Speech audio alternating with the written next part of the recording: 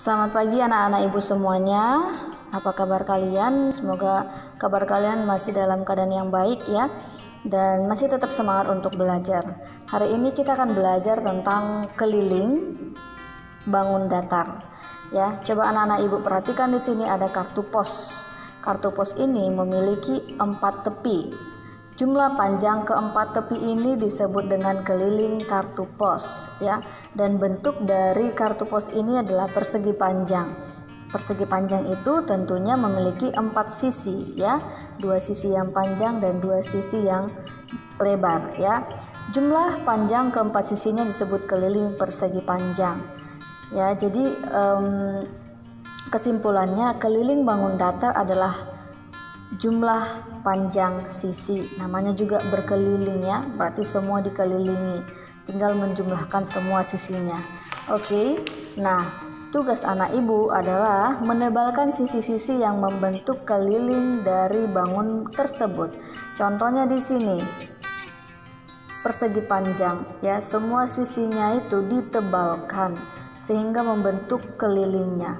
Oke, begitu juga dengan kamu lanjutkan nanti dengan yang gambar pertama sampai gambar ke-8. Nah, coba di sini perhatikan satu lagi, ada segitiga. Tapi ini segitiga sama kaki ya. Ini panjang, yang kiri dan kanan itu panjang sama panjang, sementara yang di bawah itu berbeda panjangnya ya. Jadi di sini kamu tinggal jumlahkan saja, ada 3 sisinya. Oke. Tapi kalau dia sama sisi, nah tinggal 3 kali sisi. Nah, seperti itu dia mencari keliling dari bangun datar. Kamu lanjutkan ya sampai gambar ke-8. Nah, sekarang kita belajar di pembelajaran 2. Semua membuka buku halaman 125. Kita baca teksnya dulu ya nak. Hari ini cuaca sangat panas. Udin, Beni, dan Edo ingin bermain di kolam renang. Kolam renang tempat mereka bermain cukup aman. Di sekitar kolam terdapat beberapa orang petugas sedang mengawasi anak-anak bermain air. Setiap petugas kolam renang mengalungkan peluit di leher masing-masing. Peluit merupakan salah satu alat komunikasi. Peluit digunakan untuk mengawali atau menghentikan suatu kegiatan. Dengan menggunakan peluit, kita tidak perlu bersuara keras untuk memberi peringatan. Di kolam renang, petugas kolam menggunakan peluit untuk memberi peringatan bahaya. Pemberian peringatan menggunakan peluit merupakan salah satu upaya untuk menjaga keselamatan di kolam renang. Apa saja upaya lainnya dalam menjaga keselamatan di kolam renang?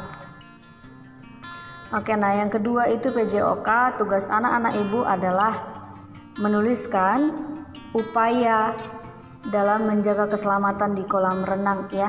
Apa hal-hal yang kalian harus lakukan supaya tetap selamat di kolam renang? Oke, terkhusus untuk yang tidak bisa berenang ya, atau baru belajar berenang. Oke. Nah, selanjutnya di sini ada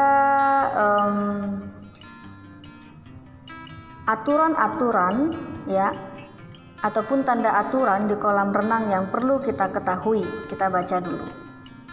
Sebagian besar bumi terdiri atas air, oleh karena itu kita harus bersahabat dengan air.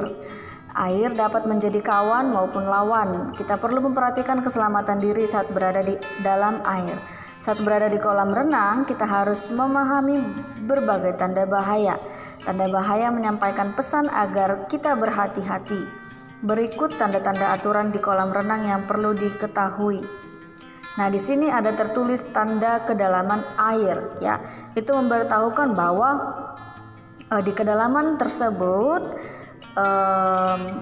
misalnya di kedalaman yang berukuran 3 meter ya, bisa jadi tidak boleh lagi anak kecil di sana.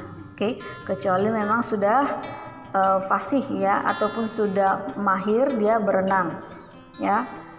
Jadi ini pemberitahuan apakah sudah layak masuk ke kedalaman tersebut ya. Tetapi kalau misalnya kedalamannya untuk anak-anak ya, berarti anak-anak saja yang masuk ya. Oke. Kemudian yang kedua, dilarang mendorong ya. Ini dilarang mendorong karena apa? Nah, itu bisa membahayakan bisa membahayakan, apalagi kalau misalnya kolam renangnya tidak terlalu dalam. Ya, ketika dijatuhkan ya bisa saja terjadi cedera ya.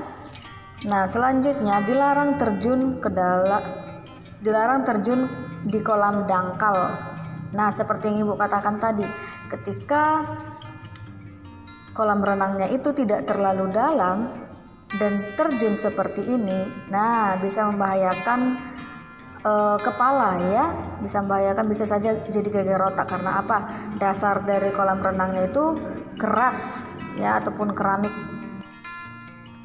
Oke, selanjutnya yang gambar ketiga ini dilarang berenang sendiri. Kalian itu harus dipantau atau diawasi oleh orang tua, guru, ataupun tim yang ada di sana untuk menjaga kolam renang. Yang kelima, dilarang berjalan di tepi kolam renang. Ya, ini kolam renangnya itu tepinya licin, jadi kalian tidak harus lebih berhati-hati kalau berjalan di sana. Oke? Nah, selanjutnya kita akan belajar tentang alat komunikasi tradisional dan modern. Kita baca ya. Manusia berkomunikasi dengan berbagai cara. Perkembangan teknologi komunikasi telah menghasilkan berbagai jenis alat komunikasi. Ada yang telah digunakan sejak lama maupun yang baru dikenal masyarakat. Daun lontar, prasasti, dan gong merupakan alat komunikasi tradisional pada masa lalu. Selain itu, ada pula lonceng yang berfungsi sama dengan gong. Pada masa berikutnya muncul telegraf dan pesawat telepon. Dengan adanya teknologi, telepon berkembang menjadi telepon genggam atau biasa disebut ponsel. Ponsel merupakan alat komunikasi modern yang terus mengalami pembaruan. Ya, jadi yang tradisional itu yang sudah dulu digunakan oleh generasi yang dulu ya. Nah, kalau kamu sekarang ini sudah modern ya, sudah menggunakan handphone, dan handphone itu sudah beragam ya. Nah, kalau dulu handphone itu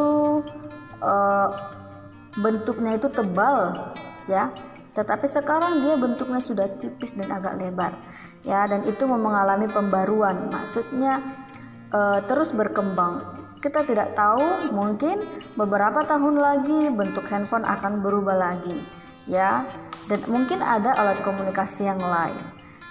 Oke.